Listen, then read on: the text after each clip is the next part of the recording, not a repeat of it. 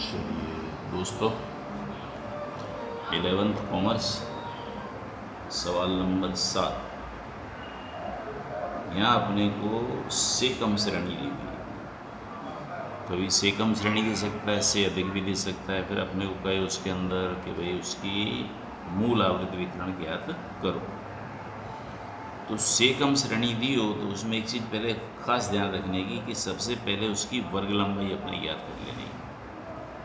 और वर्ग लंबाई कैसे ज्ञात करेंगे? जो अपने को से कम लिखा है उसमें पहली संख्या दी है अपने को 30, उसके बाद की संख्या दी हुई है 35। 35 में से 30 घटाएंगे कितने आएंगे? 5। अब पहले निकाल दो अपने प्रथम वर्ग की अधः सीमा।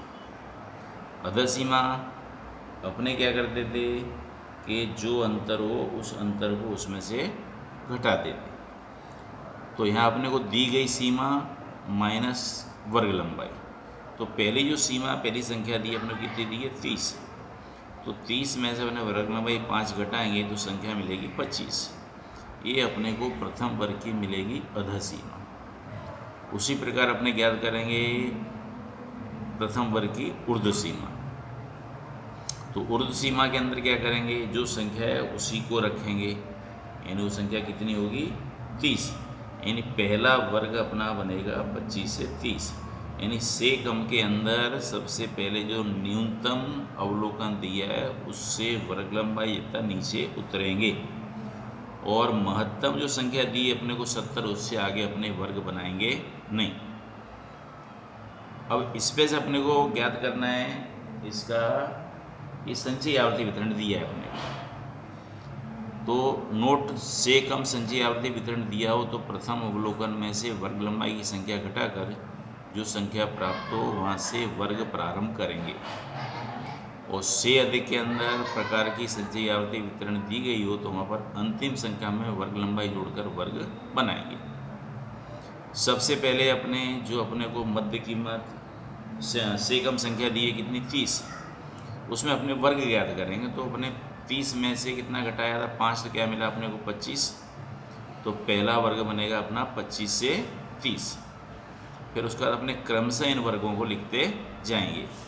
25 से 30, 30 से 35, 35 से 40, 40 से 45, और अंतिम वर्ग बनेगा आपका 65 से 70। अब उसके बाद अपने को से कम या से अधिक के अंदर क्या दी होगी? संचयी आवृत्ति। से कम होगी तो संचयी आवृत्ति चढ़ते क्रम में होगी, से अधिक होगी तो संचयी आवृत्ति उतरते क्रम में होगी। यहाँ अपने को संचयी आवृत्ति दी है कैसे? चढ़ते क्रम में। तो सबसे पहली जो संख्या पहले वर्ग के सामने दी हुई है उसे वैसी की वैसी लिख देंगे, यानी 0 को 0 लिखेंगे।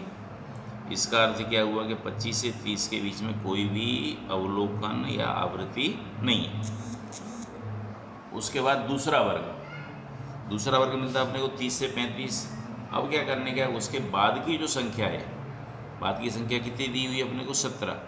तो 17 में से उससे पहले की संख्या अपने घटाने की, यानी 17 माइनस 0 करेंगे कितना? 17। फिर अगली संख्या 25 में से घटाएंगे अपने 17, कितना? 8।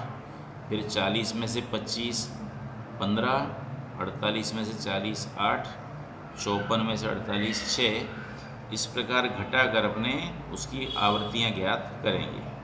अब सबसे महत्वपूर्ण बात, इन सभी आवृत्तियों का अपने योग करने का, और जो से कम प्रकार के अंदर महत्तम आवृत्ति दी हो उतनी संख्या वो अपने को मिलनी चाहिए।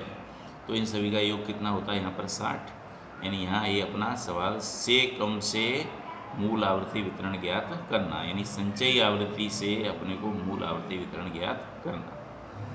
खास ध्यान क्या रखना? पहले वर्ग लंबाई ज्ञात करने की।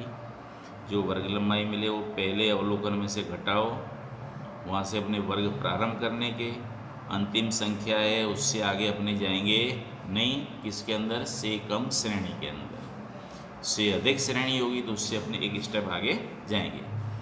इससे अगला सवाल देखेंगे, उसमें अपने को से अधिक श्रेणी दी हुई है। धन्यवाद।